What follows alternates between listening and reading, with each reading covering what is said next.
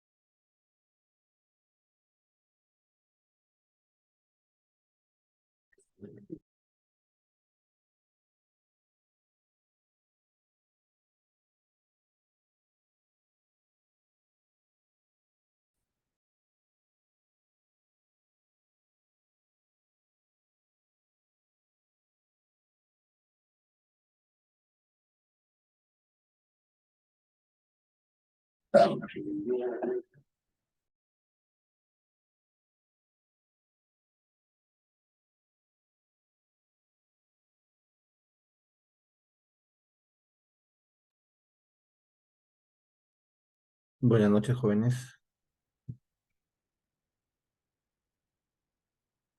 Espero que hayan disfrutado de su misa. ¿Me escuchan? Sí, doctor, buenas noches.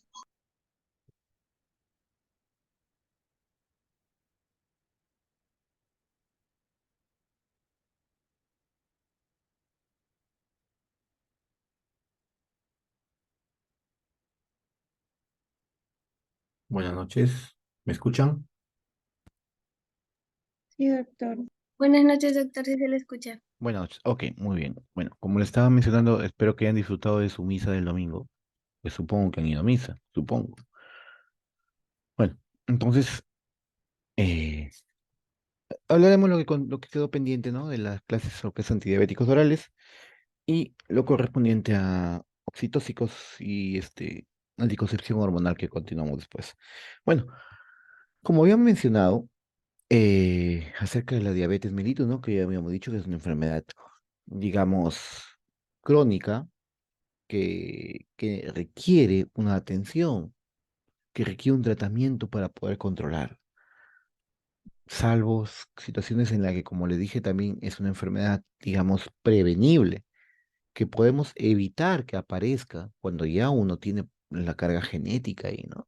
Pero lamentablemente una vez que y se inicia, entonces hay que de todas maneras dar tratamiento. La diabetes tipo uno, como ya lo mencionamos, que es una enfermedad totalmente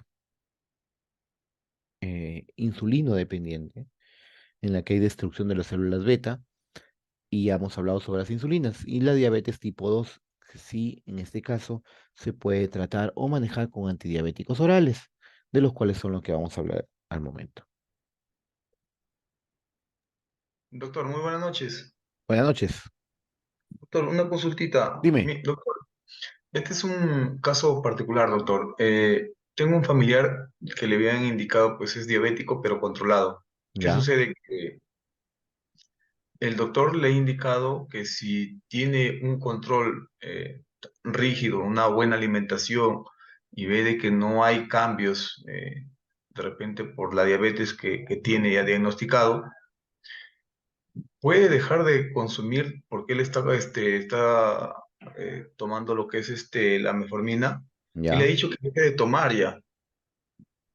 ¿Cómo Entonces está? ya no es indispensable tomar si tiene un buen control tanto alimenticio como su vida personal. Quiero Mira, saber si... sí, a ver, la diabetes mellitus, una vez que la primera, digamos, línea de manejo es con un control de dietético o cambios de estilo de vida. ¿Ya? La primera línea de manejo, a menos que sea pues una diabetes, digamos, glucosa volando y que está. La primera línea es con cambio de estilo de vida. Si tienes un cambio de estilo de vida adecuado, o en ese caso, inicia tu familiar, como ha iniciado con metformina, y ¿por qué? Porque la metformina es un antidiabético oral que disminuye lo que es la resistencia a la insulina. Entonces, si tu paciente ya cambió su estilo de vida, entonces puede que la resistencia a la insulina ya haya bajado. Entonces, puede con un cambio, digamos, dietético, eso, el antidiabético oral, en ese caso, dejarlo y controlarlo posteriormente. Eso no quiere decir que deja de ser diabético, por si acaso.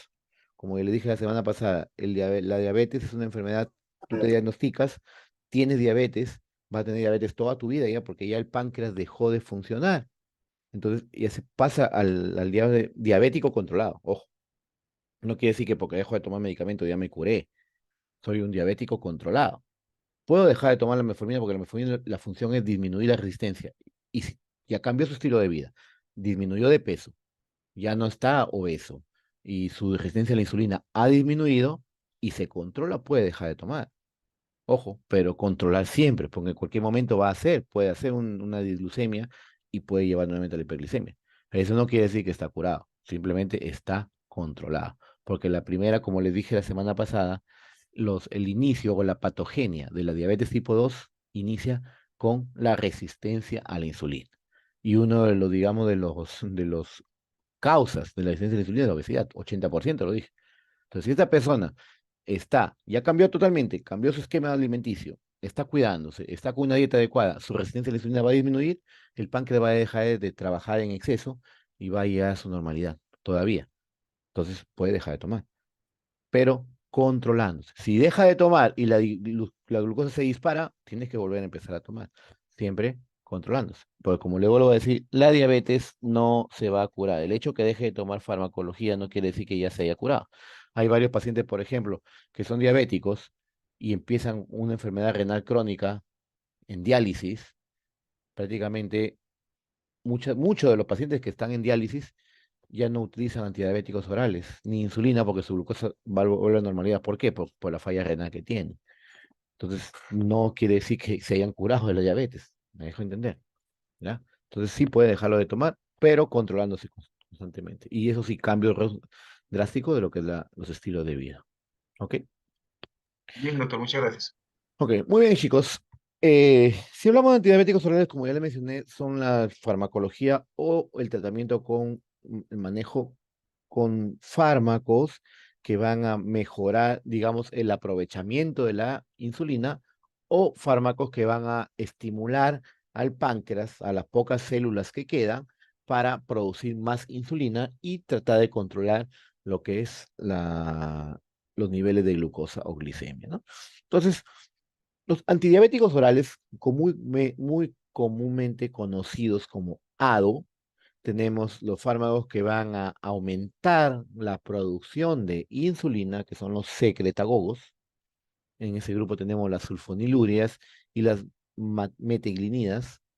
Tenemos los sensibilizadores de insulina que van a disminuir la resistencia, que tenemos las biguaninas y las tiazolinedionas, que ya hemos hablado también de esta clasificación en clase, y lo que inhiben la la absorción de la glucosa. En ese caso, lo que vamos a hablar nosotros es de los inhibidores del alfa glicosidasa. Entonces, los antidiabéticos orales, los primeros que se sintetizaron como el manejo de estos son las sulfonilurias. ¿Ya?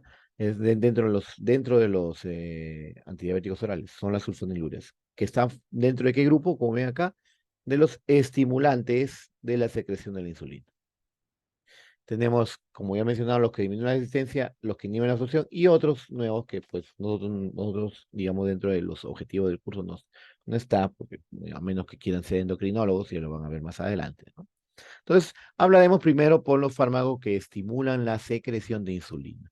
A este grupo de fármacos se les denomina hipoglicemiantes, ¿ya? Miren, hipoglicemiante, ¿por qué? Porque al estimular la producción de insulina, ¿cuál es su finalidad o digamos su objetivo es disminuir los niveles de glucosa? Y por el mismo nombre que dice hipoglicemiantes, si se da una dosis de más o quizá el paciente no ingiere alimentos, puede producir hipoglicemias. En algunos casos incluso hasta severa.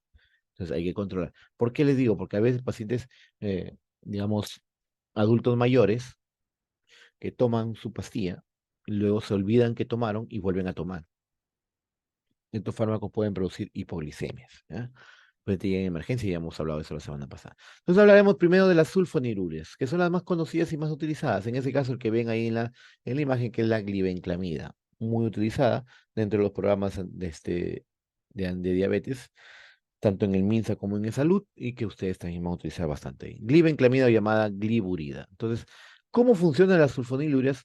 Estos son secretagogos, ¿ah? Que estamos, nuevamente vuelvo a repetir, secretagogos, son fármacos que estimulan la producción de insulina. Entonces, ¿qué es lo que hacen estos secretagogos como la glibenclamida? Se unen a los canales de potasio de las células beta, por si acaso, las células beta, y actúan, por eso es que en la diabetes tipo 1 no sirven, no funcionan, porque en la célula diabetes tipo 1 no hay células beta, son destruidas. En cambio, en las diabetes tipo 2 sí hay células beta. Dejan de funcionar algunas, pero las que quedan se estimulan la producción de insulina con estos tipos de fármacos. ¿Qué es lo que hace? Al unirse los canales de potasio, ¿ya? ¿Qué es lo que hacen? Bloquean estos canales de potasio. O sea, hacen que se cierren los canales de potasio. Entonces, ¿qué provoca eso? Una despolarización de la membrana de las células beta, provocando la apertura de los canales de calcio. Recuerden, el calcio mueve, el calcio activa. Entonces, al cerrarse estos canales de potasio, inmediatamente se abren los canales de calcio, aumentando, digamos, la liberación o secreción de insulina. Así de simple todo. Si yo les pregunto, ¿cuál es el mecanismo de acción de las sulfonilurias? es bloqueando los canales de potasio a nivel de las células pancreáticas o células beta pancreáticas. No van a decir, bloquear los canales de potasio, yo les pregunto, ¿dónde? ¿En las células del pulmón, doctor? No, en las células beta, que es donde se producen la insulina. Entonces, bloquean o cierran los canales de potasio, provocando una despolarización que va a conllevar a la apertura de los canales de calcio, y estos canales de calcio van a incrementar la fusión de los gránulos, haciendo o provocando la liberación de la insulina. Aquí, como pueden ver, viene la sulfoniluria, viene el canal de potasio, se cierra, se despolariza e inmediatamente se abre el calcio, ingresa el calcio, y este calcio provoca la secreción de insulina. ¿Entendido? Eso es, ¿ah? Porque acaso no es una cosa tan difícil. Farmacocinética, pues, se absorben muy bien y rápidamente por vía oral, vienen por ser antidiabéticos orales. Su volumen de distribución es pequeño, como la clopropamida, tolbutamida y glipizida. Ojo que la clopropamida y tolbutamida son sulfonilureas de primera generación que ya casi no se usan, ¿ya? No se usan casi, ¿ya? El metabolismo netamente es hepático, hay que tener precaución en pacientes con insuficiencia hepática, ¿ya? Mayormente en los pacientes con insuficiencia hepática que tienen diabetes, el manejo ya es con insulina. ¿Por qué? Por su metabolismo que está comprometido. Y su excreción también es renal. En pacientes que tienen una insuficiencia renal ya avanzada o terminal, estamos hablando en hemodiálisis, tampoco se deben utilizar antidiabéticos orales. Ahí también se debe pasar ya o cambiar a insulina. Ojo que atraviesan la barrera placentaria y también la leche materna. Precaución en pacientes gestantes. Si ustedes pueden ver aquí, miren, esto de aquí, tolbutamida y clopropamida son los de primera generación. Se utilizaban antiguamente. Actualmente, ¿cuáles son los que mayormente se utilizan acá? La glibenclamida, o llamada también, les dije, gliburida. ¿Ya? Gliburida. Tenemos la glimepirida, llamado Amaril, no sé si han escuchado hablar, también nombre comercial Amaril. La glibenclamida, su nombre comercial es la gliciabetes. ¿Ya? Y otro fármaco un poco más moderno que es la glipizida, pero la que nos da el seguro y nos da el MINSA para los pacientes con diabetes mellitus tipo 2 es la glibenclamida. Y eso es lo que ustedes van a ver bastante cuando estén en su serum, porque paciente diabético hay bastante, por si acaso. Reacciones adversas, la más frecuente, pues ya les dije, la hipoglicemia. Muchas de las veces se da accidentalmente debido a que el paciente se equivoca y vuelve a tomar el fármaco. Es una de las causas. Segunda causa, que no consume alimentos durante el día. Entonces, si no vas a consumir alimentos durante el día, no debes usarla, porque puede hacerte la hipoglicemia. Entonces, el mismo nombre lo dice de los fármacos. ¿Qué le dije? Los secretagos son hipoglicemiantes. O sea, pueden provocar hipoglicemia. No se olvide. Y la hipoglicemia sería una reacción tipo A, porque es dependiente de la dosis. Mientras más dosis hay, mayor índice de hipoglicemia. Entonces hay que tener precaución, como ya le dije, en ancianos y pacientes hepáticos y renales, porque es donde mayormente se da la incidencia de hipoglicemias, por alteraciones en el metabolismo y la excreción. Muy raro ya puede aparecer eritema multiforme, prurito y fotosensibilidad. Como le dije, es más raro eso. Y también no es muy frecuente tampoco, pero puede aparecer dispepsia, molestias gastrointestinales. En algunos casos, reacciones de hipersensibilidad, estamos hablando de alergias al fármaco, ¿no? Interacciones. ¿Qué fármacos pueden potenciar la acción de las sulfonilurias? Tenemos el alcohol, van a potenciar, y si potencian, ¿qué puede provocar? Hipoglicemia. Pues, ¿no? Algunos antiinflamatorios, hay que tener precaución si van a tomar juntos, salicilatos y derivados, los fibratos, los inhibidores de la MAO y los cumarínicos. Ejemplo de un cumarínico, ya hemos hablado y lo saben, la warfarina, ¿no? Eso está dentro de lo que va a venir en su examen. Disminuyen su acción, pues los corticoides. Recuerden que los corticoides producen aumento de la glucosa. Y si un paciente diabético le vas a dar un corticoide y le vas a dar un antidiabético oral, pues el control de la glucosa va a ser más difícil, ¿no? La furosemida, que es es un diurético de asa, las tiacidas, también la fenilidantoína, el ácido nicotínico, algunos inmunosupresores, no todos, y los estrógenos. También hay que tener precaución en estos pacientes cuando se la administra con las sulfonilurias. Entonces aquí pues la más conocida utilizada la glibenclamida. Como le dije que se llama también gliburida. ¿Ya? Como ven ahí pues dice, estimula la secreción de insulina por células beta del páncreas, es decir, es un secretagogo. ¿Ya? A nivel hepático también actúa disminuyendo la producción hepática de glucosa, quiere decir la glucogénesis, perdón, la glucogenólisis. Disminuye la glucogenólisis, o sea, la degradación de glucógeno para liberar glucosa, ¿no? Recuerden que en la glucogenólisis no se produce glucosa, se libera glucosa. Por eso se llama glucógeno, glucogenólisis, liberación de glucosa. La formación de glucosa se llama gluconeogénesis, que la insulina también disminuye esa gluconeogénesis, ¿no? Aumenta la capacidad de unión de respuesta a la insulina en tejidos periféricos. Eso es mucho menor su capacidad de la glibenclamida. Eso lo hacen mayormente las biguanidas, que vamos a hablar después. Debe administrarse inmediatamente antes de la primera comida abundante, principalmente cuando es cuando comen más en el almuerzo, ¿no? Miren lo que dice ahí, y es importante no compensar el olvido de una dosis con un aumento de la siguiente. Quiere decir que si me olvidé de tomar hoy día, mañana tomo dos, no. Ya te olvidaste, te olvidaste. Como dicen así, ya perdiste. Ya te olvidaste, te olvidaste. No tomes el doble, porque si tomas el doble puedes hacer hipoglicemia. Diabetes mellitus tipo 2, como ven ahí, bien claro dice, cuando no se puede controlar a través de la dieta. Si ya la diabetes no se controla a través de dieta, que es la primera línea de tratamiento, es un tratamiento no farmacológico, cambios de estilo de vida. Si con eso no se controla, ya empiezas a administrar lo que es una sulfoniluria, ¿no? Como ven ahí, ejercicio físico y pérdida de peso obligatoria tiene que ver. ¿Ya?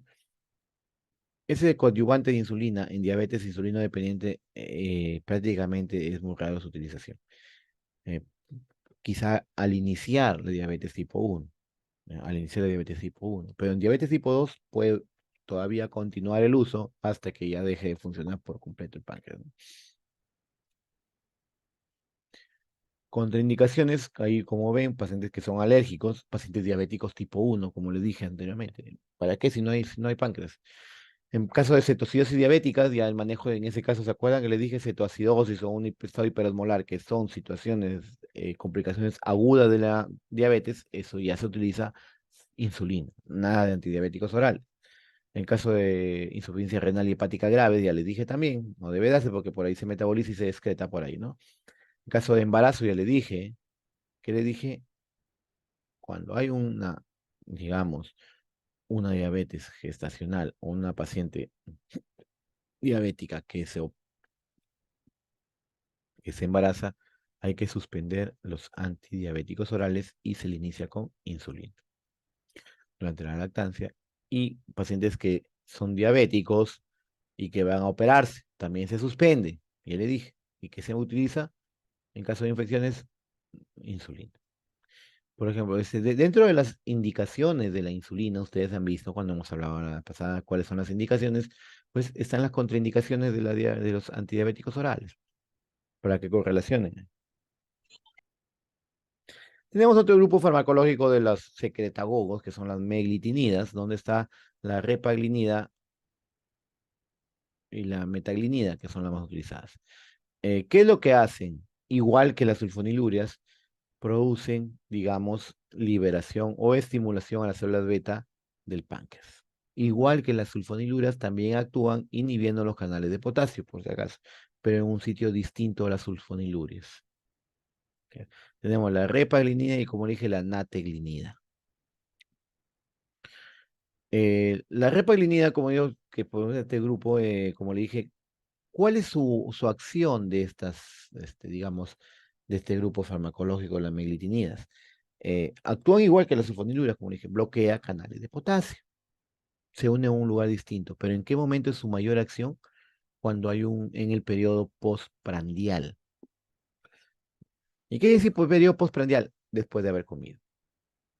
Ahí es donde, digamos, actúan con mayor intensidad este grupo farmacológico de secretagogos. Si pueden ver ahí, aquí está el canal de potasio, aquí actúa el fármaco.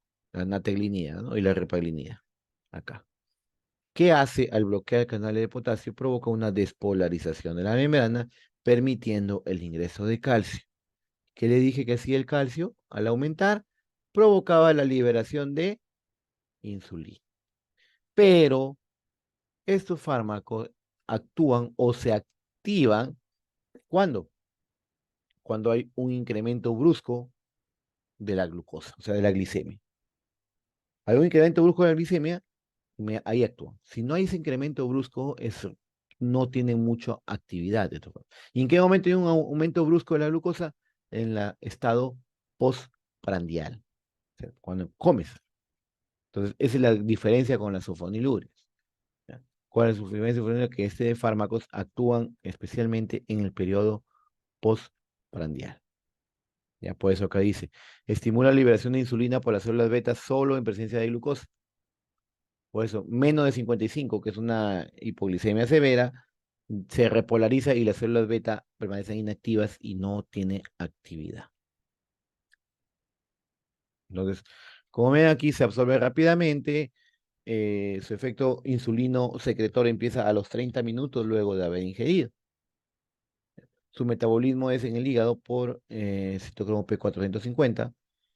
Tiene una duración aproximadamente hasta de 4 horas, como dice. Su excreción es biliar, un 90%, y renal en un 8%. Un 2% se elimina tal cual, o sea, no se transforma. Con una biodisponibilidad de 63% y su acción, digamos, es rápida y de corta duración. Ahora, como le voy a decir, este grupo farmacológico, su actividad es en el estado postprandial. Ahí donde actúa. Ya tenemos precisamente, como ven ahí, se administra 15 minutos antes de las 3 comidas principales, porque es el momento en que uno come cuando se dispara la glucosa, ¿ya? Para mantener la glucosa aceptada. Estos fármacos, como ya les dije anteriormente, hay que ver su respuesta. O sea, se da dosis respuesta. ¿Ya qué quiere decir dosis respuesta? Una vez que se administra, se le hace su control de glucosa para poder quedar con esa dosificación. Si la glucosa no se controla, tendríamos que aumentar la dosis, ¿no? Entonces, ¿cuáles las indicaciones terapéuticas de las metiglinidas? Es cuando hay pacientes con diabetes tipo 2 que no tienen un control adecuado postprandial. Por eso dice, pacientes tipo 2, diabetes tipo 2 con una hiperglicemia postprandial intensa, se le da este grupo farmacológico. Efectos adversos, pues puede producir diarrea, flatulencias, puede producir disgeusia, que es otro trastorno de sabor, disgeusia, puede producir hipoglicemias como los secretagogos. Ya les dije, los hipoglicemiantes o secretagogos, su índice de hipoglicemia es mayor, puede aparecer hipoglicemia. Eso sí, las metiglinidas, o como la repaglinida, su índice de hiperglicemia, perdón, de hipoglicemia, es menor que la sulfonilurea. Sulfonilureas pueden producir mayor hipoglicemias que este grupo. Puede producir eritema, picazón y algunos desórdenes metabólicos como la disminución de la absorción de la vitamina B12, que te puede conllevar a una anemia megaloblástica. Interacciones farmacológicas con fármacos, por ejemplo, que van a aumentar el metabolismo, como la rifampicina, barbitúricos, carbamazepina. Este grupo de fármacos, como la carbamazepina, barbitúricos, son antiepilépticos, y la rifampicina, que son antituberculoso, ¿no? Disminuye la acción de las meglitinidas. Y los fármacos que van a disminuir el metabolismo, quiere decir que potencia la acción porque se mantiene en mayor cantidad en el plasma circulante. Tenemos antimicóticos como el ketoconazol, itraconazol y un antibiótico como la eritromicina. El efecto hipoglicemiante puede verse, y digamos, alterado, aumentado, potenciado por los YECA y los AINES. ¿Ya? Hay que tener precaución y control mayor de la glucosa cuando están pacientes que están tomando ese grupo farmacológico. Y su efecto va a disminuir cuando se consume anticonceptivos o, recuerden, los corticoides. Los corticoides aumentan la glucosa, por lo tanto, contrarrestan los efectos de estos fármacos. Bueno, hasta ahí hemos hablado de los fármacos secretagogos o que estimulan la producción de la glucosa. Son hipoglicemiantes. Ahora hablaremos los del grupo farmacológico que disminuyen la resistencia a la insulina. A estos fármacos se les considera como un grupo de antihiperglicemiantes. La diferencia de los demás, los otros que hemos hablado, el término hipoglicemiante, porque te van a bajar la glicemia, estos antihiperglicemiantes, que quiere decir que evitan el alza de la glucosa, evitan el alza de la glicemia. No actúan en las células beta, por si acaso, este grupo farmacológico, sino donde en las células periféricas, disminuyendo la resistencia a la insulina. Tenemos el grupo bandera de estos tipos farmacológicos, a las biguanidas. ¿Cuál es el fármaco ahí que representa este grupo? Y prácticamente el único es que se utiliza actualmente, es la metformina. La metformina, como ven ahí, el único prácticamente, ni la fenformina ni la buformina se utiliza. ¿Ya? No solamente la metformina se utiliza como antidiabético, ya le dije que también se utiliza como para pacientes con el síndrome de ovario poliquístico y en algunos pacientes obesos con resistencia a la insulina. Entonces, como ven aquí, la acción es antihiperglicemiante. ¿Ya? Por sí, estos fármacos por sí solo no produce hipoglicemias, a menos que se le dé con insulina. Por sí solos no producen hipoglicemias, ¿ya? Eso acuérdense. Los fármacos, vuelvo a repetir, los fármacos que disminuyen la resistencia a la insulina por sí solos no producen hipoglicemias. ¿De acuerdo? No afecta la secreción pancreática, por eso no es activa en ausencia de insulina. En ausencia de insulina no actúa. ¿Dónde actúa? Les dije, en los tejidos periféricos, ¿no? ¿Qué hace? Aumento de la penetración de la glucosa en los tejidos con aumento de su metabolismo. ¿En qué tejidos se requiere insulina para ingresar? Les dije en clase, el tejido adiposo y el tejido muscular esquelético. ¿Qué hay ahí? El transportador de glucosa GLUT4, que son dependientes de insulina. También tiene ciertas acciones aparte, como reducir la gluconeogénesis hepática, ¿ya?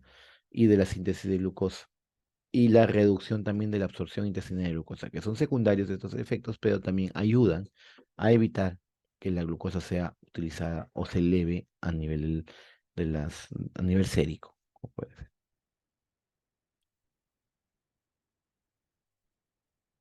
También tiene cierta actividad en los lípidos, por si acaso, disminuye la hipertrigliceridemia, ¿ya? Y el LDL, o llamado colesterol malo, ¿ya? El LDL, que son las lipoproteínas de baja densidad, tienen cierta actividad, ¿ya? Puede también tener cierta actividad aumentando el colesterol bueno, que es el HDL.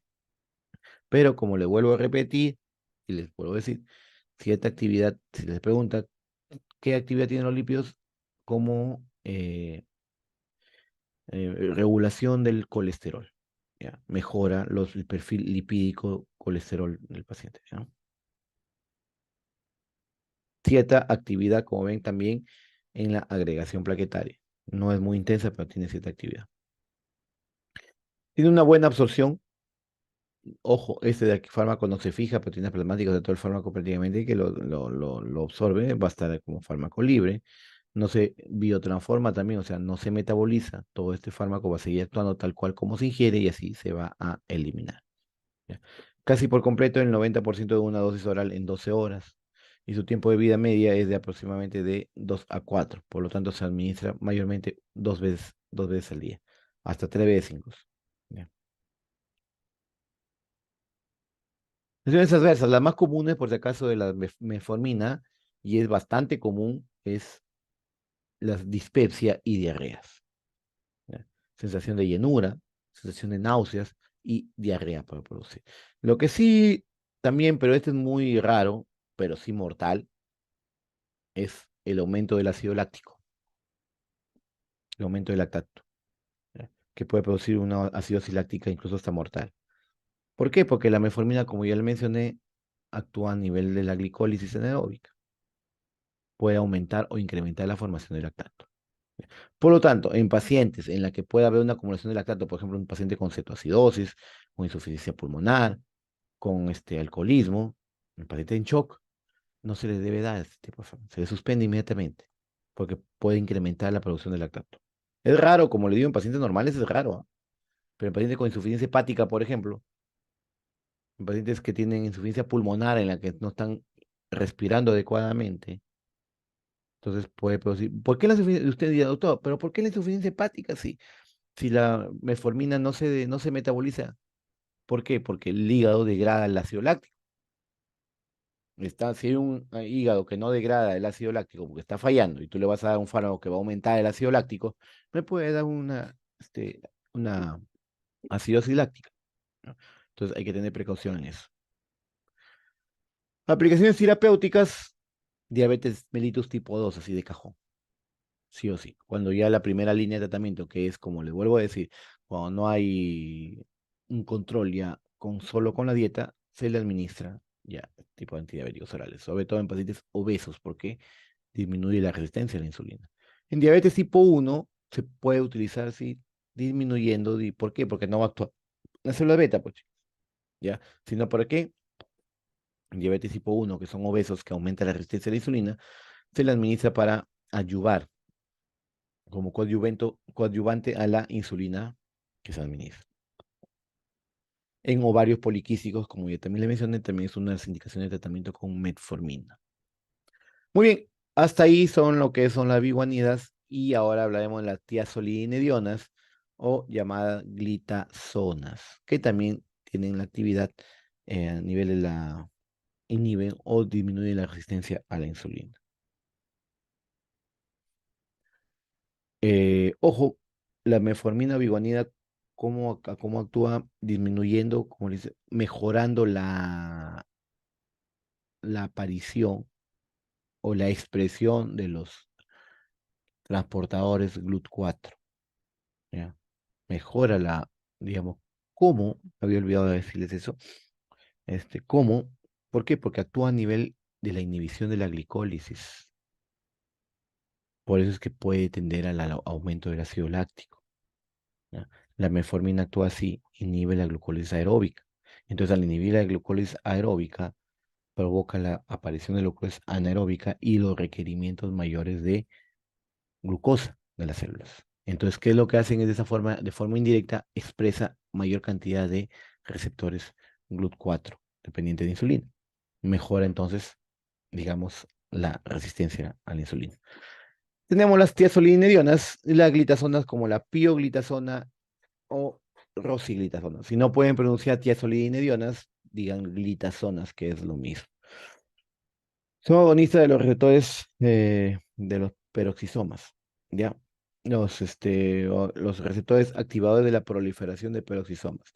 ¿Qué hacen estos receptores?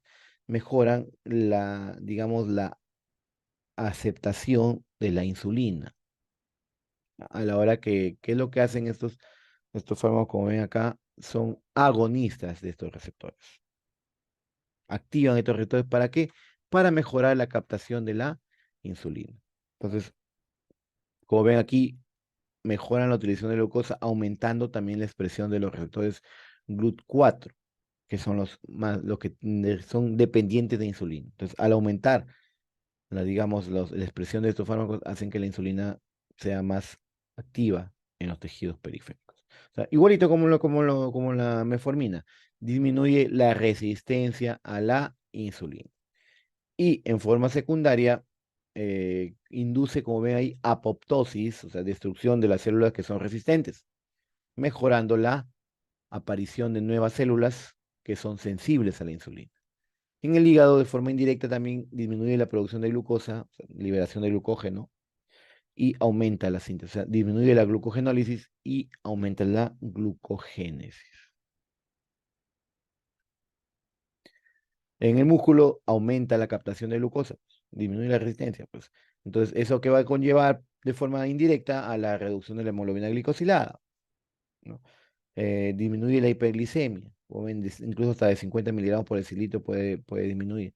Disminuye la concentración también sérica de triglicéridos y ácidos grasos, mejora el HDL, y la tensión sistólica tiene, digamos, mejora o disminuye la incidencia de formación de ateromatosis o de ateromas.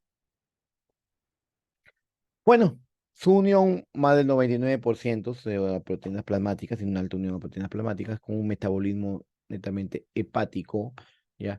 Y como ven acá, una vida media entre 5, 6 y 3, 4 horas entre la pioglitazona y la rosiglitazona. No se debe usar asociadas de sí con insulina, a diferencia de la metformina que se puede utilizar por sí solas, no produce hipoglicemia, por sí solas, ¿ya? Porque es un antihiperglicemiante, por sí sola no produce hipoglicemia, pero eso sí, digamos, si lo mezclan con insulina puede provocar hipoglicemias, ¿ya? De sus efectos adversos tenemos la hepatotoxicidad, ¿ya? Incluso un fármaco como la troglitazona se retiró del mercado. Puede provocar aumento de peso por retención hídrica, ¿ya? Por retención hídrica sobre todo. Y la rosiglitazona puede provocar aumento del riesgo cardiovascular.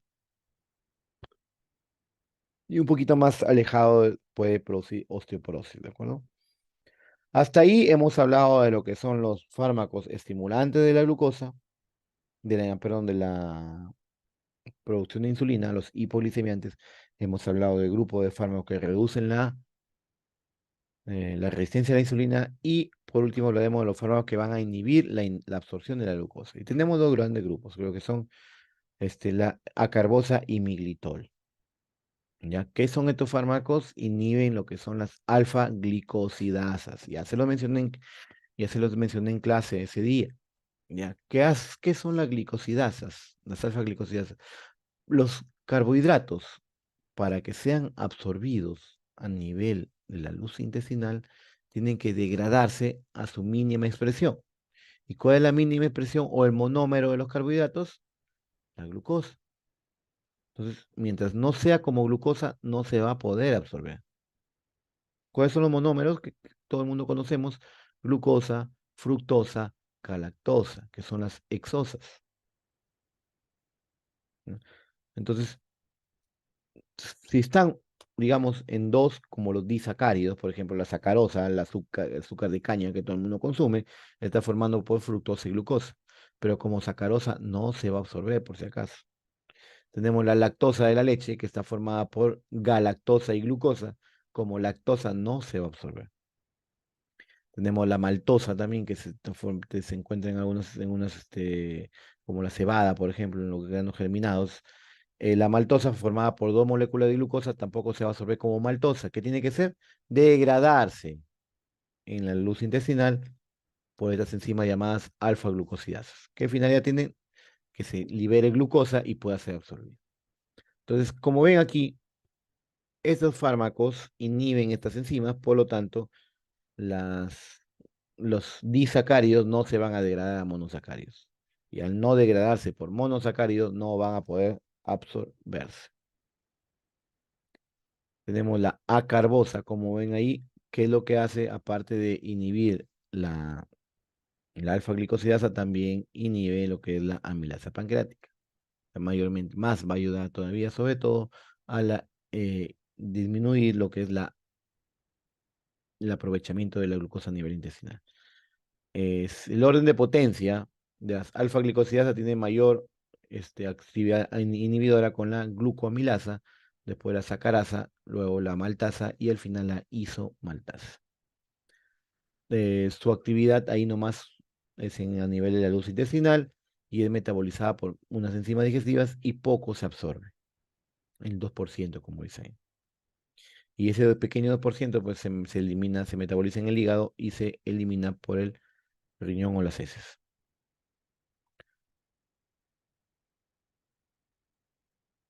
Incluso, como ven acá, pacientes que no llegan a diabetes, sino en prediabetes, como se llama intolerancia a la glucosa, pueden llegar a la normalidad simplemente con este uso de fármaco. ¿Por qué? Algunos de estos incluso dicen no progresan a diabetes. ¿Por qué? Como ven ahí, inhiben que se absorba la glucosa. Entonces, toda la glucosa que comes o que consumes no es absorbida. Incluso, como ven acá, la adición de acarbosa al tratamiento puede requerir la disminución de los antidiabéticos orales que ya hemos conversado. ¿Por qué? Porque la glucosa ya no se va a absorber y no va a haber esos picos de hiperglicemia que sucede. Tenemos también el miglitol, ya es un aminoazúcar que también inhibe selectivamente lo que es los disacáridos, pero no afecta a la amilasa pancreática, por si acaso. Entonces, la amilasa lo que hace es degradar las moléculas grandes. ¿Ya? Entonces, su efectos adversos son menores que la carbosa, porque tú al inhibir lo que es la milasa, prácticamente la molécula grande del almidón no se va a absorber y puede provocar diarreas. ¿Ya? Eh, Como les mencioné, estos tipos de fármacos, al inhibir la absorción de glucosa, puede inhibir lo que son los requerimientos de tratamiento con los otros antidiabéticos orales, ¿no? Este de aquí, como ven acá, disminuyen la hiperglicemia postprandial alrededor de un 20% y su reducción de insulina y triglicéridos es menos constante que la anterior. Este grupo de fármacos no producen por sí solos hipoglicemias. Ya le dije, ¿cuáles son los que producen hipoglicemias? Los secretagogos. Eso van a producir hipoglicemias sí o sí. Los demás por sí solos no, pero si se les mezcla con insulina puede provocar. Entonces, las reacciones adversas de este grupo farmacológico siempre va a ser los problemas gastrointestinales como la flatulencia y diarrea. ¿Por qué? Porque al no absorberse la, los disacáridos, estos de aquí se mantienen en la luz intestinal, provocando de forma osmótica, jalan agua, pudiendo provocar diarreas. ¿Ya? No producen hipoglicemia como ven acá por sí solos, pero si se la administra con una sulfonilurea o con insulina, ahí sí. Entonces habría que tratarle pues como una hipoglicemia. En caso de insuficiencia hepática, hay que, digamos, tener precaución. Si es insuficiencia hepática severa, no hay que administrar. ¿Preguntas? ¿Preguntas? ¿No hay? ¿Seguros? ¿Hay preguntas? Bueno, muy bien. Entonces, te doy unos 5 minutitos y pasamos al otro tema para finalizar ya.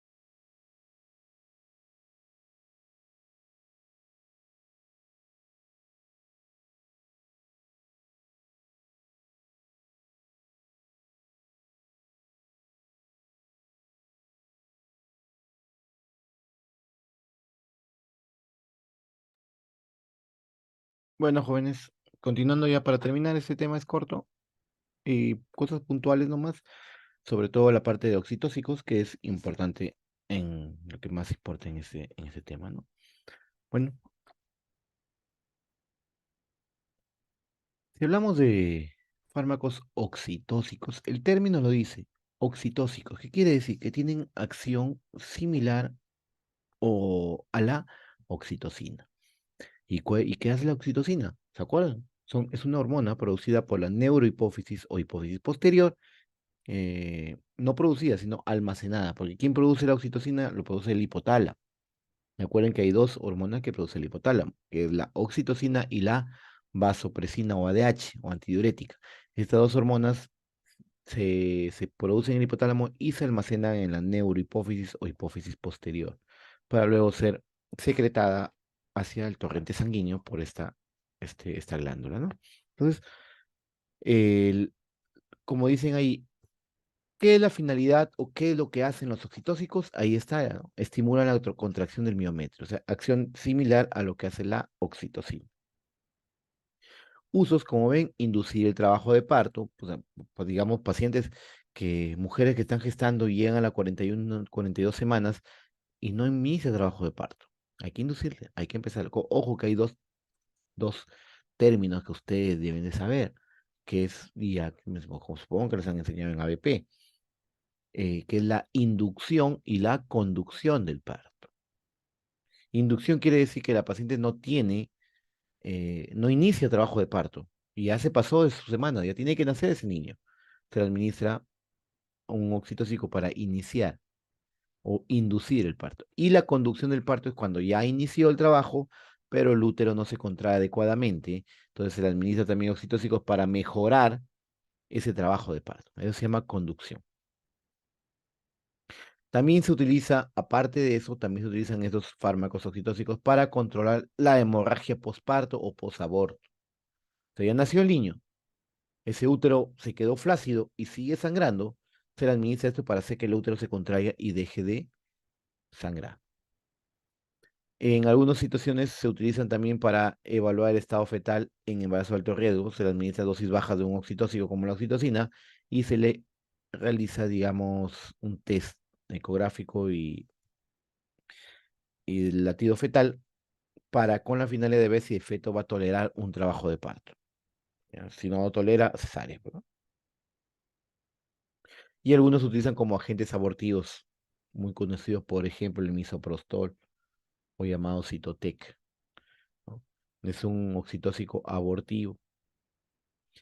Recuerden que el misoprostol se creó desde el punto de vista gastroenterológico para inhibir la gastropatía por AINES. ¿Se acuerdan cuando hablamos de eso?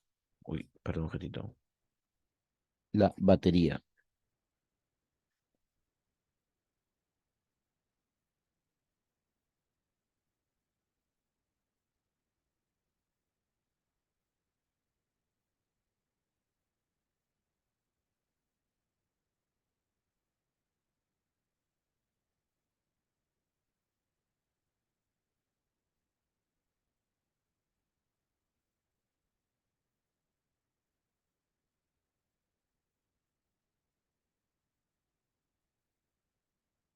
Así se ve, ¿no? Sí, doctor. Sí, doctor. Ok, gracias. Entonces aquí tenemos de este grupo de fármacos de oxitóxicos, el que lidera todos es la oxitocina sintética, cuya actividad pues es netamente la misma de la hormona, por eso se llaman oxitóxicos. Tenemos, tenemos las prostaglandinas y análogos de las prostaglandinas, y tenemos lo que es los derivados del cornezuelo de centeno, que tenemos la ergometrina. Hablamos de la oxitocina. ¿Qué le dije que es la oxitocina? Es una hormona peptídica secretada por las neurohipófisis, pero como le dije, ¿quién la produce? El hipotálamo, ¿ya? Se produce en la hipotálamo y como les dije, ¿qué es lo que hace? Va hacia la neurohipófisis o hipófisis posterior y ella es la que va a secretarla hacia el torrente sanguíneo. ¿Qué es lo que hace esta hormona? Como ven aquí, estimula la contracción muscular del útero Y también, aparte de actuar en el útero, actúa en las células mioepiteliales mamarias. ¿Qué quiere decir? Que estimula la eyección de la leche. Ojo, no la producción, la eyección de la leche. O sea, la leche ya se produjo. Lo que facilita es que se contraigan las células de los pezones para que la leche pueda salir fácilmente. Eh, Esta hormona, como ven, se absorbe bien por vía oral o parenteral, pero nasal, perdón, nasal, oral y parenteral. La más usada, más utilizada y la que tenemos nosotros en los hospitales son ampollitas para uso parenteral. Ya puede utilizarse intramuscular o puede utilizarse vía endovenosa. En el centro de salud mayormente lo utilizan por vía intramuscular. Nosotros en los hospitales lo utilizamos por vía endovenosa. Se encuentra en la forma libre en la sangre, fácilmente se difunde a los tejidos y con un tiempo de vida media aproximadamente de 12 a 17 minutos. Su metabolismo es hepático y excreción es renal. ¿Cómo actúa? ¿Cuál es el mecanismo de acción? Sus receptores, como ven aquí, ya, para que sepan, ese receptor de la oxitocina es un receptor metabotrópico ligado a proteína G. Se dan cuenta hasta ahorita, como les dije al inicio del ciclo, los metabotrópicos son los más abundantes en el organismo, los ligados a proteína G. En este caso estamos hablando de la oxitocina actúa en los receptores metabotrópicos GQ. Entonces, GQ, a través de la fosfolipasa C y el inositol-trifosfato, libera o aumenta la producción ¿de qué? De calcio. Y lo ven, ahí están viendo en la imagen. Aumenta la producción. Y este calcio es, como le dije, el calcio activa. Y este calcio es el que va a producir la contracción del músculo liso, ¿no? Actúa por medio de receptores acoplados a la proteína GQ, liberando calcio, ¿no? ¿Y qué va a hacer el calcio? Como dije, el calcio activa, el calcio mueve. Entonces, incrementa la actividad muscular lisouterina. Tiene unas acciones secundarias o, digamos, acciones distintas como la estimulación de producción de prostaglandinas y leucotrienos. Recuerden que esta prostaglandina mejora todavía la contracción uterina y eh, a dosis bajas aumenta la frecuencia y fuerza de las contracciones. Nosotros utilizamos, dependiendo en qué lo requerimos, la dosis para lo que es en el útero durante el embarazo, ¿no? Por eso dice, a dosis bajas aumenta la frecuencia y la fuerza de contracción, y a una dosis altas hace una contracción sostenida.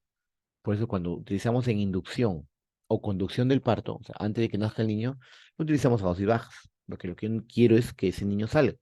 Una vez que el niño salió, ya se colocan dosis más altas. ¿Por qué? Porque lo que yo quiero es que el útero se haga una pelota dura, se contraiga duro. ¿Para qué? Para evitar la hemorragia postparto.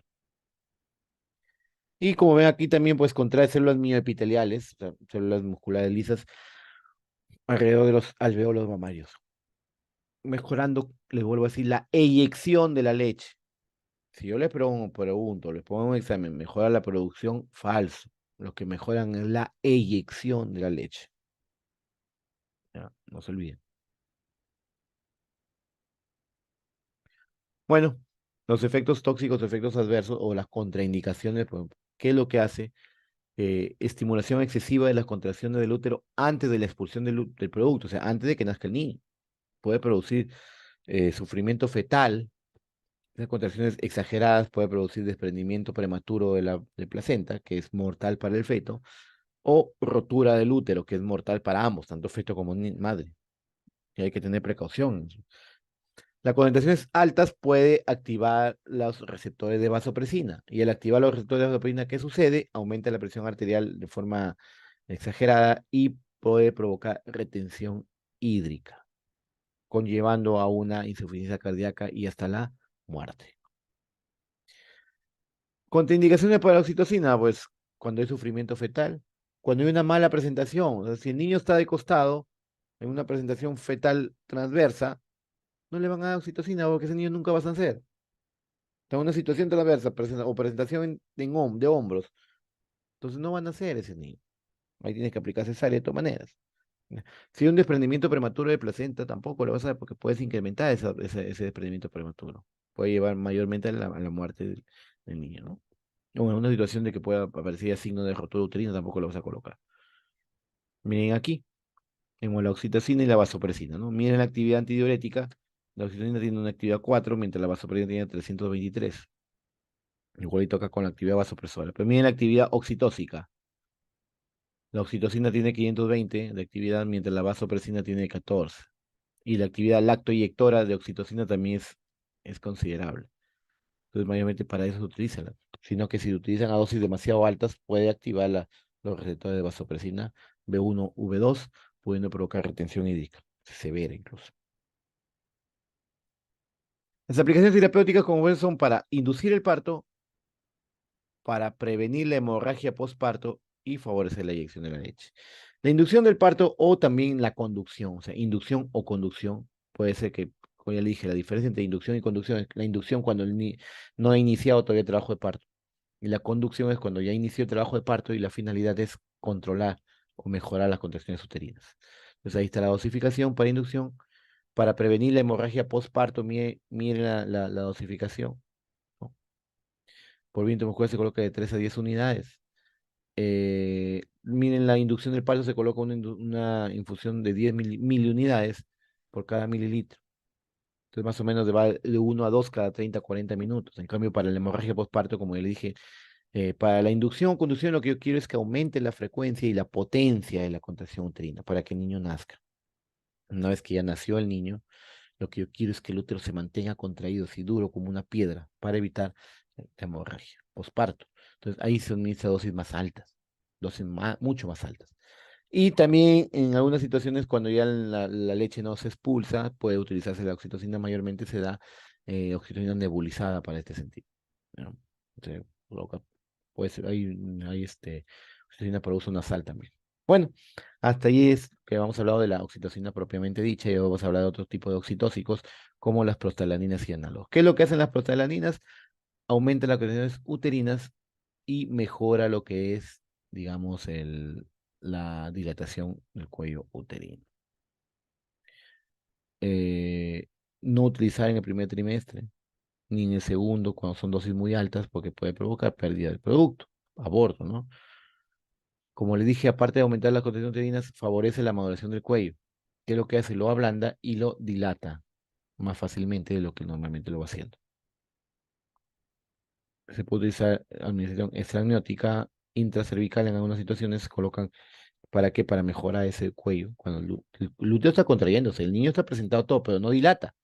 Se le puede utilizar otro fármaco por vía vaginal para que el cuello se vaya ablandando y agrandándose. ¿Ya? Por eso dice ahí, en la fase previa a la inducción del parto, para que el cuello uterino esté, digamos, blando. Administración en dosis altas en territorio vascular, o sea, estamos hablando de endovenoso, puede producir una hipotensión grave y shock. Puede provocar una hiperestimulación uterina llevando a la rotura, ¿no? Muerte tanto fetal como materna. Esta hiperestimulación puede parecer dolor uterino, alteraciones fetales, náuseas, vómitos, diarrea. Y puede llevar a provocar temblores por acción de la prostaglandina, ¿no? Entonces, ¿en qué está, digamos, relacionado eso? A la dosis. Por una alta absorción sistémica se colocan dosis demasiado altas.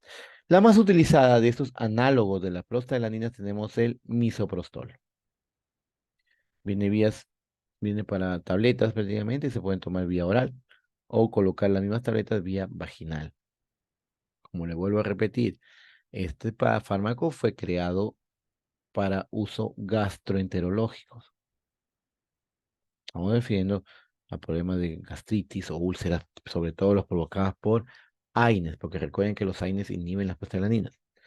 Este misoprostol se utilizó para eso y se dieron cuenta, notaron los ginecólogos que ablandecía el cuello uterino, lo dilataba y aparte provocaba contracciones y empezó a utilizarse desde el punto de vista obstétrico. Y en algunas situaciones, pues para, digamos, de forma ilegal como abortivo, ¿no? Colocan siempre 2 o 3 tabletas vía eh, vaginal o vía oral, provocando el aborto. Pero eso sí, pues no, como le vuelvo a decir, no es legal acá en nuestro país, ¿no? Los comprimidos vaginal, sobre todo vía sistémica, si lo toma por vía oral, puede producir temblor, ¿ya? Dolor abdominal, diarrea. Pero lo más común es el temblor y los escalofríos que producen los pacientes cuando consumen misoprostol vía oral, ¿ya? En el Si lo van a utilizar cuando la mamá está, digamos, para conducir o inducir el parto, porque también se utilizan a dosis pequeñísimas, puede provocar alteraciones en la frecuencia fetal del feto puede provocar sufrimiento fetal agudo, ¿ya? O alteraciones en las contracciones uterinas. Interacciones, potencia del efecto de oxitocina, se puede utilizar ambos para la inducción del parto, para evitar el embarazo, digamos, la hemorragia posparto, ¿ya? Inmediatamente se puede utilizar. Inhibe el efecto de la acenocumarol, de la cumarínicos, o sea, de la warfarina, hay que tener cuidado, porque puede inhibir el efecto de los cumarínicos, pudiendo provocar trombosis, ¿no? Potencia la toxicidad con la fenilbutazona, naproxeno y dolor abdominal con diclofenaco o indometacina. Puede provocar mayor incremento del dolor abdominal. Si se administra junto con laxantes, la diarrea puede incrementarse considerablemente, ¿no? Bueno, y la dosificación, como pueden haber maduración cervical o inducción del parto, se le coloca una dosis pequeñísima de 25 microgramos. Si la dilatación del cervix del útero no grave o previa a una histeroscopía para un procedimiento en no gestantes, entonces una tableta de 200 microgramos. ¿Ya? Hay tabletas vaginales de liberación lenta también. Son abortivos, como les vuelvo a decir. Durante el embarazo van a provocar aborto. Esta es la procedina E2 menos utilizada, pero la indicación es similar al misoprostol. ¿Ya? Puede provocar también, como ven acá, como abortivo, ¿ya?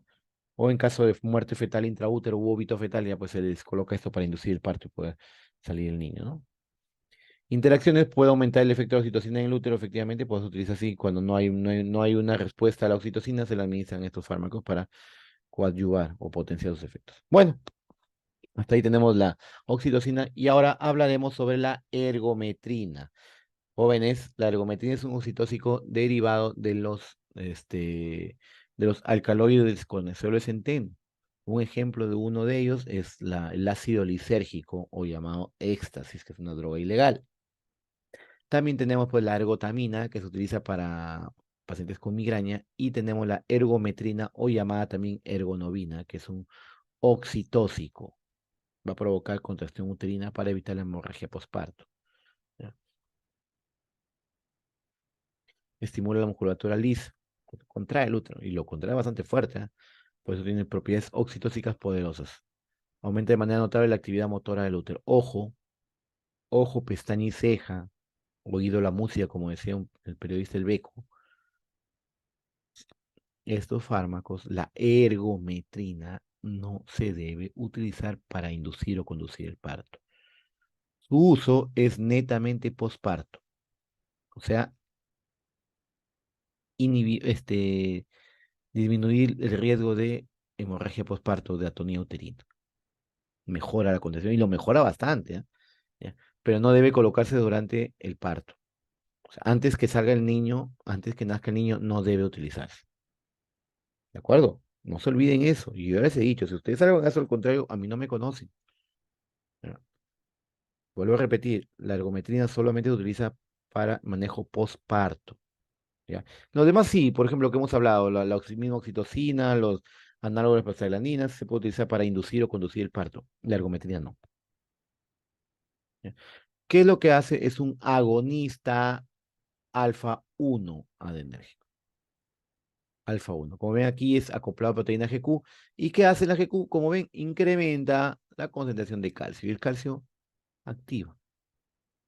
El calcio mueve, el calcio estimula y produce una contracción sostenida del útero. Incrementa intensidad, duración y frecuencia de contracciones. Y aparte, ojo, también hay que tener precaución con este fármaco porque al ser alfa 1 adrenérgico puede hacer una vasoconstricción periférica, un aumento de la resistencia vascular, pudiendo provocar una hipertensión o digamos, un pico hipertensivo. O sea, hay que tener precaución en pacientes que sufren de la presión. ¿Ya? O sea, que dice contracción inicial prolongada que controla la hemorragia uterina. Y esa misma vasoconstricción va a disminuir la disminución de sangrado, pero puede provocar elevación de la presión arterial. Se observa rápidamente y su concentración plasmática pico que da la mayor intensidad del efecto, como hemos visto en la curva farmacocinética, se da en 60 a 90 minutos. Su metabolismo es hepático y con excreción biliar. Bueno, el inicio y duración de los efectos depende de la vía de admisión. Mayormente utilizamos vía endovenosa, vía intramuscular, puede utilizarse vía endovenosa y también viene para uso de vía oral. Y a mí en intramuscular su efecto todavía es a 2 a 3 minutos y su duración de 3 horas. Pero intravenosa, su acción es prácticamente al instante, pero su duración de efecto es menor, hasta 45 minutos dura. Bueno, el efecto es más prolongado que la oxitocina, de 3 a 6 horas, puede mantener, digamos, el útero contraído.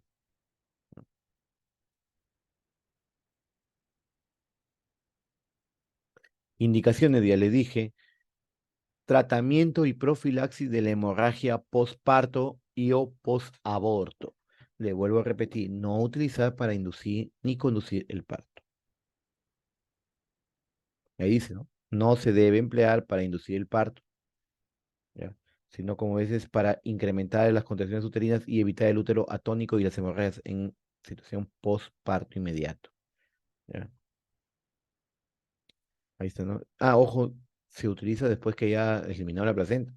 Porque si la hermaniza estando con la placenta, el útero se contrae y la placenta no va a salir. Primero tiene que eliminar la placenta. Una vez que ya eliminó la placenta, puedes administrarle el fármaco. No se olviden eso también, ¿ah? Contraindicada, como ven, en inducción o conducción del trabajo de parto. Contraindicada en amenaza de aborto, porque si está en amenaza de aborto y le coloca, lo vas a abortar de todas maneras. En caso de hipertensión también, miren, hay insuficiencia renal hepática, cuando hay deficiencia de calcio. Si hay deficiencia de calcio, cuando hay calcio, ¿cómo se va a contraer?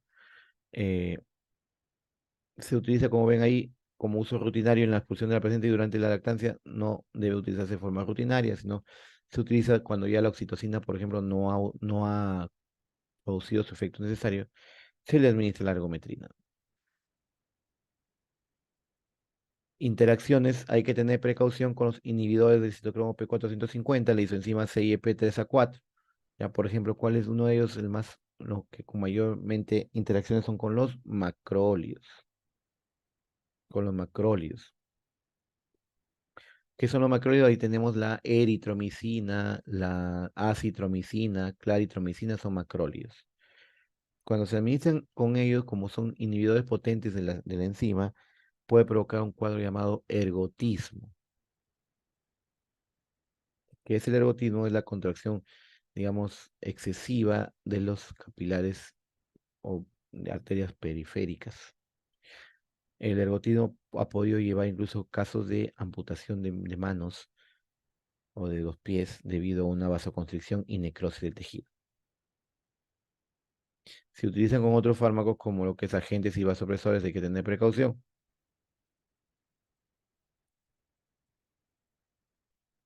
Reduce la eficacia de algunos agentes antigenosos porque hace lo contrario, eleva la presión y los antiaginosos disminuyen la presión. Potencia la acción uterina cuando se utiliza con otros fármacos como las prostaglandinas o con digamos, la oxitocina.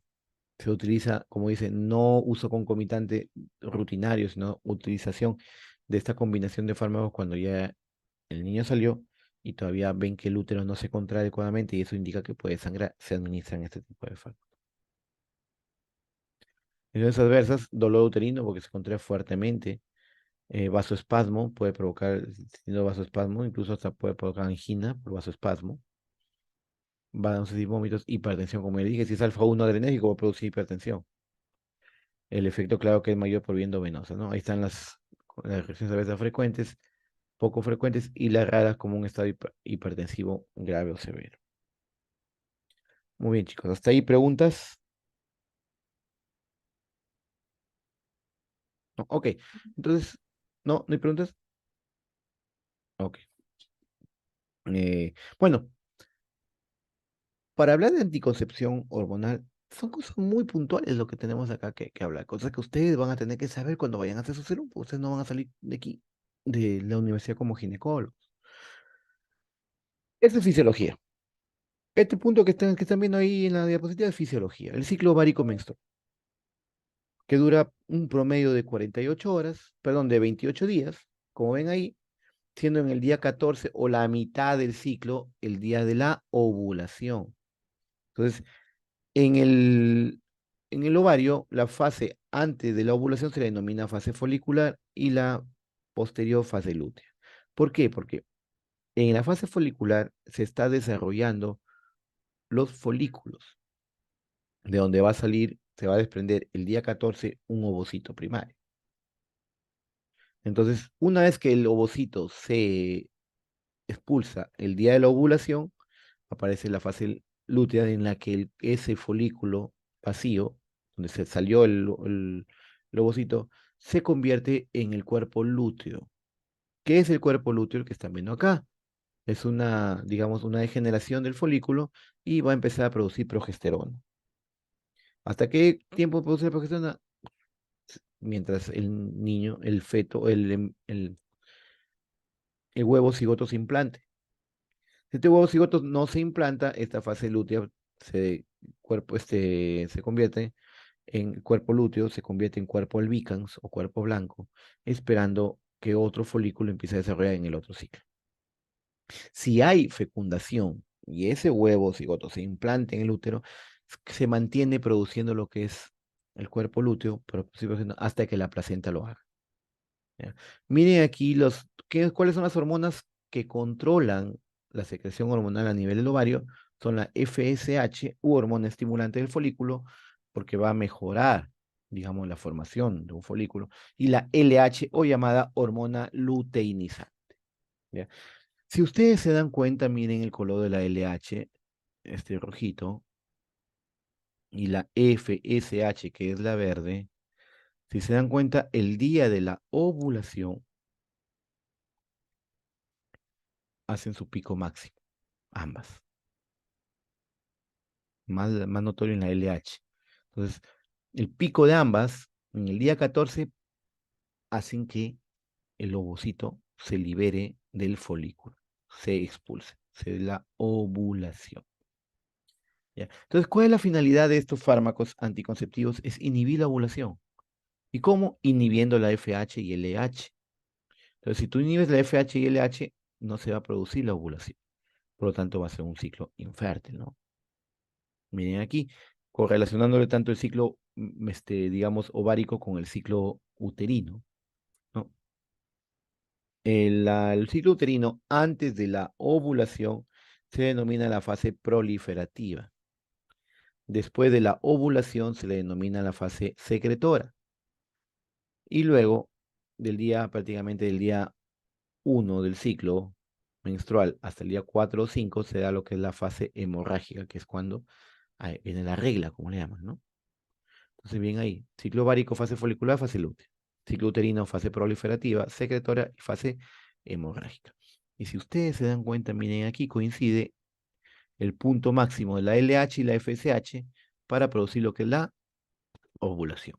Y miren cuando se forma el cuerpo lúteo, ¿qué es lo que aumenta? Miren qué es lo que aumenta, porque el cuerpo lúteo empieza a producir progesterona. Miren aquí la progesterona, cómo aumenta la progesterona durante el cuerpo lúteo. Entonces, cuando no hay implante, no hay fecundación, este cuerpo lúteo se degenera a convertirse en un cuerpo albicans. Y miren cómo la progesterona empieza a caer. Esto es fisiología, chicos. Esto ya lo tienen que saber, solamente estamos repasando. ¿Por qué? Porque vamos a hablar lo que vamos a hablar es de la anticoncepción. O sea, cómo actúan algunos fármacos que tenemos los combinados y los, digamos, progestágenos puros, ¿no? Como ven ahí, ¿cuál es el propósito o finalidad de estos fármacos? Evitar el embarazo. Que contienen sustancias sintéticas similares o análogas a los estrógenos y progestágenos. Como le dije, ¿con qué finalidad esos estrógenos y progestágenos al estar en dosis altas, la FSH y la LH no se, digamos, no se produce? Por lo tanto, no hay ovulación. Este FSH y LH, pues el hipotálamo, la hipófisis anterior, actúa de una forma de un feedback negativo. Si aumentan los progestágenos y estrógenos, ya la glándula ya no produce FSH. ¿Ya? Eso sí, podemos decir como anticonceptivo, podemos hablar de una terapia de supresión, ¿no? Es una terapia de supresión porque estoy suprimiendo la acción ovárica por la FSH y el H. Los anticonceptivos también se utilizan como fase de sustitución, como sustitución, tratamiento de sustitución en pacientes con menopausia precoz, por ejemplo, jóvenes que han tenido que sacarles el útero por cáncer o algún motivo de sacarles los ovarios, jóvenes de 20, 25 años sin ovarios, tienen que tomar el tratamiento hormonal, estos anticonceptivos como este tratamiento de sustitución, ¿no? Pero como anticonceptivo, pues prácticamente es un tratamiento de supresión, porque estoy suprimiendo la ovulación. Ahí tenemos los que son las más comunes, más utilizadas, que son los estrógenos más progestágenos, en píldoras o tabletas, como la píldora combinada, y los progestágenos aislados, que mayormente se utilizan, digamos, inyectable, ¿no? Los más usados. Acá vamos a hablar simplemente de anticonceptivos orales, que son los que ustedes más van a recomendar en su centro de salud. Entonces, la píldora combinada, entonces tenemos lo que contienen estrógenos. Ojo, que actualmente los estrógenos son mínimos los que vienen. ¿Ya? Son mínimos los que vienen los estrógenos. ¿Por qué? Porque el exceso de eso también es dañino, ¿no? Y lo utilizamos combinado con un progestágeno. ¿Cuál es el estrógeno más utilizado? Como ven ahí es el etinilestradiol. Y los progestágenos más utilizados tenemos el dienogés o la drospirenona. ¿Ya? Ambos, como ves, tienen que tener el menor contenido necesario para poder mantener el control del ciclo de la mujer. No puede haber alteraciones severas. La pérdida permanente de la fertilidad, ¿ya?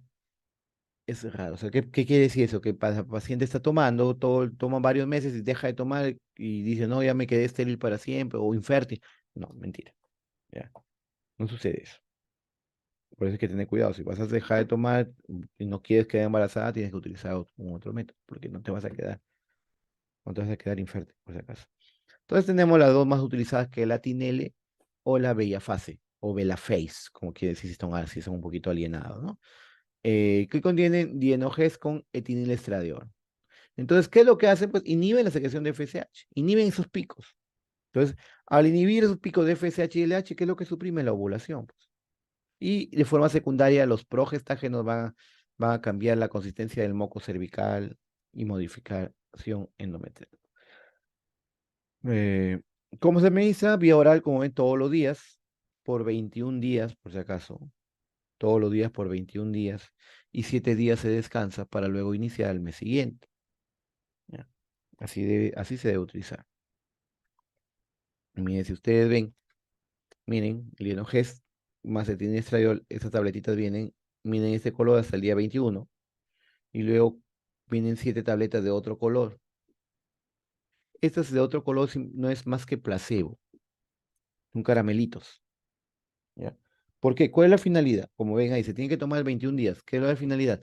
De que la paciente tome hasta el día 21 y luego siga tomando estos caramelitos para que no se olvide el tratamiento, para que luego terminan los 28 días e nuevamente inicia, digamos, el mes que viene.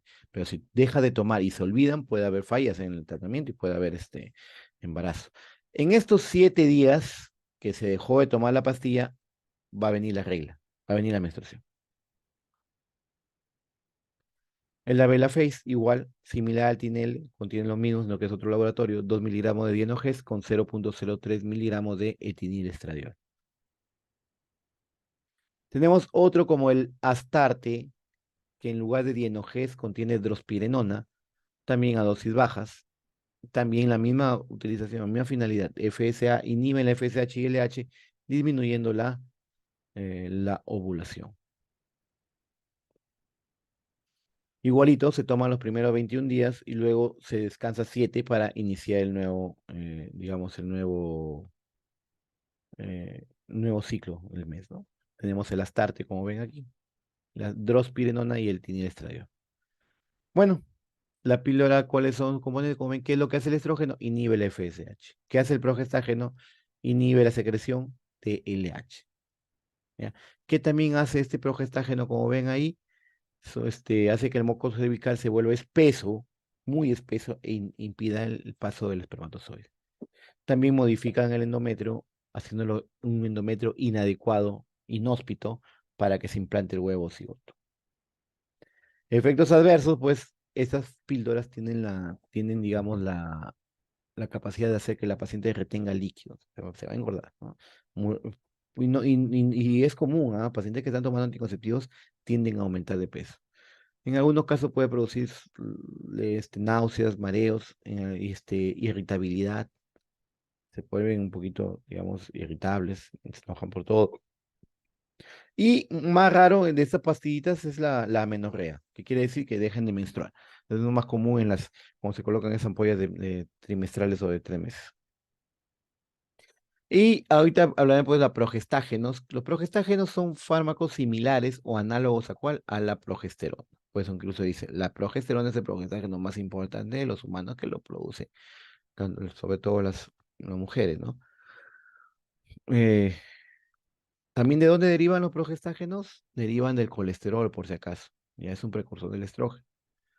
Eh, Colesterol, ¿dónde? Testículos, las células que producen progesterona, digo que son las células de Leydig, que son estimuladas por la hormona luteinizante, que no tiene mucha actividad, digamos, en el hombre, pero sí en la mujer, que se produce por el ovario y las glándulas suprarrenales y también por la placenta. Como ya les dije, una vez que el cuerpo lúteo ya hubo implante, ese cuerpo lúteo se va manteniendo activo hasta que la placenta crezca y produzca esa progesterona. El término lo dice, pro significa en favor de, gesterona, gestación, en pro de la gestación. Hay tanto mayormente unos 6 ejemplos de los progestágenos que se pueden utilizar, ¿no? Por ejemplo, la medroxiprogesterona que utiliza en la ampolla trimestral, el levonorgestrel que se utiliza en la píldora del día siguiente, ¿no? Se absorbe rápidamente después de la administración, mayormente su utilización, ven aquí con vía oral. El tiempo de vida media plasmática es, digamos, corto, pero tiene un almacenamiento a nivel de tejido graso, donde puede almacenarse y recircular, ¿no? Entonces, el metabolismo hepático y su excreción es por la orina, incluso dice en forma de glucurónido de pregnanediol. Efectos farmacológicos: estimula la actividad de la lipoproteína lipasa, que quiere decir que mejora lo que es los niveles de colesterol, por si acaso. Aumenta la concentración basal de insulina, almacena glucógeno. Por eso es que las pacientes con posmenopáusicas se empiezan a elevar el colesterol, empiezan con la osteoporosis, empiezan con cuadros. ¿Por qué? Porque los ovarios dejan de trabajar, dejan de funcionar. Aumento de temperatura, justo, incluso es importante cuando el paciente va a ovular, que son los picos de FSH y LH, aumenta la progesterona, hay aumento de temperatura corporal. Es uno de los métodos anticonceptivos que se puede utilizar. Aumenta la excreción urinaria de nitrógeno y reduce las concentraciones plasmáticas de aminoácidos por competencia con las proteínas plasmáticas. Las aplicaciones terapéuticas, como ya mencioné, como reemplazo o sustitución hormonal y como trastorno o como tratamiento de supresión, como la anticoncepción, la dismenorrea o algunos trastornos hemorrágicos. Efectos adversos: puede producir hipertensión, reducción del HDL e incremento del LDL, que es el colesterol malo, el LDL, y el riesgo aumentado de cáncer de mama. Si el paciente que tiene es una mujer que tiene nódulos mamarios, o siempre le salen nódulos, o le han extirpado ya varios fibroadenomas, no se le recomienda el uso de anticonceptivos orales, por si acaso. Efectos adversos: puede producir náuseas, vómitos, dolor de mamas, mastalgia. En algunos casos, hemorragias intermensuales. Estamos hablando de eh, un aumento, digamos, de aparición de sangrado uterino anormal, que le puede dar una metrorragia, ¿no? O sea, fuera del ciclo, ¿no?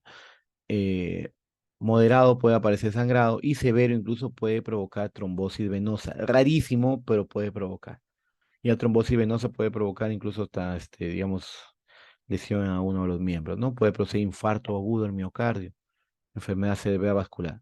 Son situaciones raras de los progestágenos, pero que pueden darse, ¿no? Que son de los más severos. Tenemos acá, como pueden ver, la noretisterona, que suprime la ovulación y los cambios en el moco cervical. ¿Ya? ¿En qué caso se da esto en lugar de la combinada cuando algunas pacientes no toleran a los estrógenos? Porque los estrógenos son los que mayor efectos adversos produce. ¿Ya? Entonces se le administra progestágeno puro. su índice como anticonceptivo, o sea, su eficacia como anticonceptivo es menor que la píldora combinada, por si acaso. Que quiere decir que tiene una mayor tasa o incidencia de falla.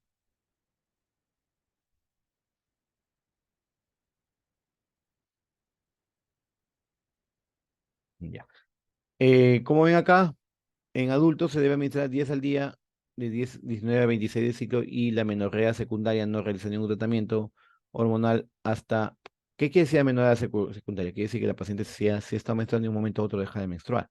Y si tiene pareja, igual, o sea, si tiene pareja con mayor razón. La principal causa de menorrea secundaria es el embarazo. Entonces por eso dice, si hay amenorrea secundaria, no darle tratamiento hasta esperar unas 8 semanas de la última menstruación para poder corroborar si es que está embarazada o no. Tenemos el Normalá que contiene el dinestrenol, es otro tipo de progestágeno. Inhibe la producción de LH, actúa en el moco cervical, impide haciendo un moco espeso e impenetrable, disminuyendo la actividad o el paso de los espermatozoides a nivel del cuello uterino. Y por último tenemos el levonorgestrel. Ojo, este es el común llamado Postinor 2, o comúnmente llamado píldora del día siguiente, o en otros sitios lo llaman como píldora del mañana después. ¿Por qué esos nombres? Porque son anticonceptivos orales de emergencia. ¿Por qué de emergencia? Quiere decir que eso cuando tuvieron unas relaciones sexuales sin protección y no quiere quedar embarazada porque no se está protegiendo y puede haber el riesgo de que se toma esta pastilla después de haber tenido las relaciones sexuales. Tenemos este levonorgestrel que se administra 0,75 miligramos dentro de las primeras 12 horas, ¿ya? Y luego se coloca, se administra, eh, vienen dos tabletas, se administra una inmediatamente y otra 12 horas después, son dos. Si ya pasaron 3 días, o sea, 72 horas de la última relación sexual, ya no le den, por las puras.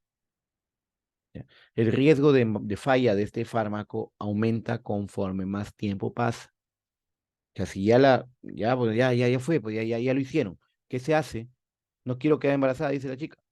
Tómate lo más rápido posible, no esperes a mañana ni pasado. Toma, vas a la farmacia y dice, señora, ¿tiene píldora el día siguiente? O levonorgestrel, Postinor, que es el nombre comercial, y te dan tus 2 tabletitas, tu cajita. Tomas una y 12 horas después tomas la otra. Y te evitas, eso sí, te cambia el ciclo por si acaso. Si tomas esta pastilla, después de 10 días puede aparecer menstruación y reinicio del ciclo. ¿Ya? Ya más o menos, pero como por eso el nombre dice píldora anticonceptiva de emergencia. Es una carga alta de progestaje. Muy bien, chicos, ¿preguntas? ¿No hay preguntas? Bueno, si no hay preguntas, quedamos aquí. La próxima semana ya iniciamos, por si acaso, como le digo, con antibióticos. Ya, y aquí es todo lo que es aparte de la última unidad. Eh, Ahorita en un momento que se grabe, como se convierte el archivo para mandar la grabación a sus delegados por Telegram. Y por favor, jóvenes, no se olviden de responder las encuestas. ¿De acuerdo? Tengan buenas noches. Hasta luego. Gracias, Gracias, doctor. doctor. Hasta luego, doctor. Muchas gracias. Nada.